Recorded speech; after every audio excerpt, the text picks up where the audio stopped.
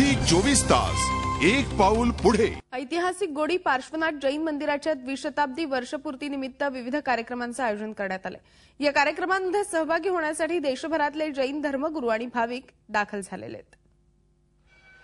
दक्षिण मुंबईतल्या काळबादेवी परिसरातलं भगवान गोडी पार्श्वनाथ जैन मंदिर 200 वर्ष पूर्ण झाल्याच्या निमित्तानं मंदिराला अशा प्रकारे सजवण्यात आलंय।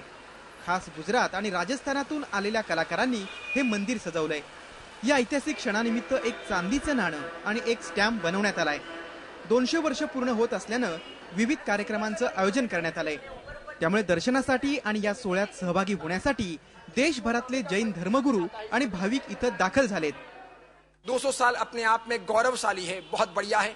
मैं समझता हूं ये एक नई इतिहास की रचना है और इस 200 साल को अमर बनाने के लिए मुंबई के हजारों की संख्या में युवक युवतियां लग गए हैं। मुंबईतलं हे पहिलं जैन मंदिर असल्याचं सांगण्यात येतं। मंदिरातली मूर्ती तब्बल 950 वर्ष जुनी आहे।